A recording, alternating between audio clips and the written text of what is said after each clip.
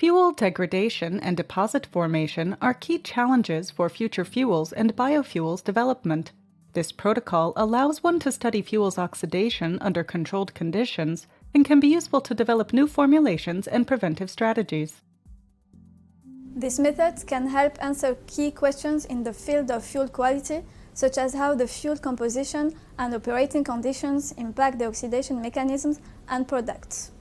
The main advantage of this technique is the use of commercially available reactors coupled to powerful analytical methods to perform controlled oxidation and monitor the evolution of the oxidation products.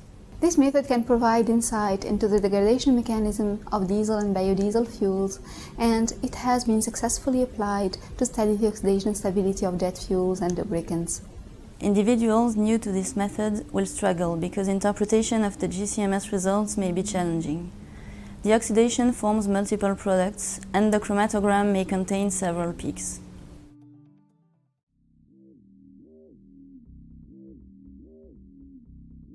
To begin this procedure, remove dust or contaminants from the reaction vessels using compressed air. Fill the reaction vessels of Block A with 7 milliliters of a fresh fuel sample of methyl oleate using a pipette. Then, fix the air tube onto the reaction vessel cover and place it on the reaction vessel. To configure the test, set the heating set point temperature of Block A to 110 degrees Celsius. Then set the airflow rate to be bubbled through the sample to 10 liters per hour.